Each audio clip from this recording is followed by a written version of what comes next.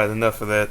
Y'all probably recognize that as the theme song for the Fox version of Spider-Man, which, of course, a lot of us watched growing up as kids. Um, this is, of course, my first attempt at trying to do a little podcast slash movie review type deal. So, do want to talk about The Amazing Spider-Man 2, which I did get the opportunity to see today. Just a few initial thoughts. I really did enjoy this movie. You know, as we know, there are five Spider-Man movies. If you count Mark Webb, Sam Raimi films. Um, I do feel personally that this is arguably the best of all five films. I say arguably because when we talk about Spider-Man movies, a lot of people, myself included, feel that Sam Raimi's Spider-Man 2, with Doctor Octopus, is often regarded as not just the greatest of all Spider-Man movies, but one of the best superhero movies, period, of all time. So this is a pretty big comparison for me to make in terms of The Amazing Spider-Man 2, which I know a lot of critics and, of course, others didn't like, but, it was solid entertainment. Compared to some of the other Marvel movies we've seen as of late, I rank it right up there in terms of Captain America, Winter Soldier, which is very good.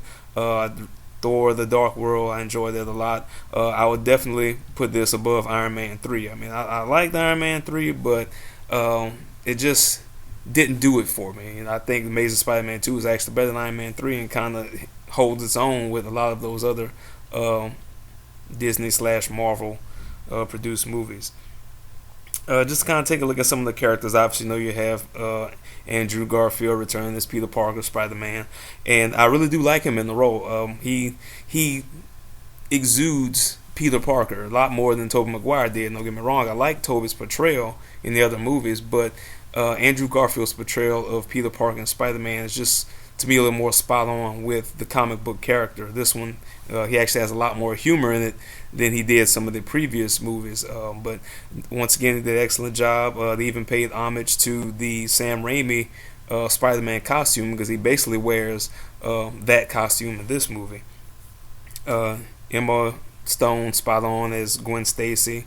Once again, she's gorgeous. She's does a fantastic job. I really like the character development of these two, the chemistry that they had on screen. Once again, I mean, I know some people trying to say it's like Spider-Man meets Twilight, but it was good for the continuity of the story. As far as the Goblin goes, Dean DeHaan, he did an amazing job. If you've seen Chronicle, you know what type of acting chops this guy has, and his take on the Goblin was, I mean, he looked like a goblin. I mean, he was probably the best take on the Goblin. He didn't have as much screen time as either, Willem Dafoe or James Franco had, but I think he was a better Goblin than both of them, even though Willem Dafoe looks like a goblin in real life. But I think Dean DeHaan's portrayal of him was very good, very spot on, kind of Joker-esque, evil, maniacal type guy. Jamie Foxx's Electro, solid job. I think they kind of made him, as far as the whole Max Dillon character, he was a lot like Jim Carrey's character in the original, Batman Forever, in terms of this whole geeky guy, social outcast type guy.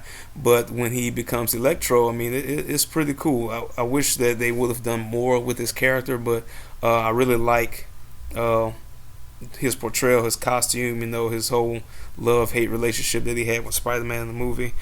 Chris Cooper did a good job as Norman Osborn. Was only in the movie for a little bit of time, but really enjoyed seeing him. Paul Giamatti as Rhino. You're going to get to see a little bit of him, but just expect him to be, in the subsequent movies. Harry has an assistant who actually was working for Norman. Her name is Felicia, so a little Easter egg thrown in there. We never know. She may become Black Cat. I don't know. Of course, Stan Lee makes his appearance as usual. But overall, I really did enjoy the movie. I would recommend it to anyone. I won't give any spoilers if you haven't seen it yet, but it does have some tender moments in it, a few tearjerker moments. It really gives you a lot of backstory in terms of Peter's father and mother and what happened to them. So it explains a lot. It really helps put some things into perspective, and it also sets up some of the events that are to come, with Sinister Six and things like that. But overall, solid movie.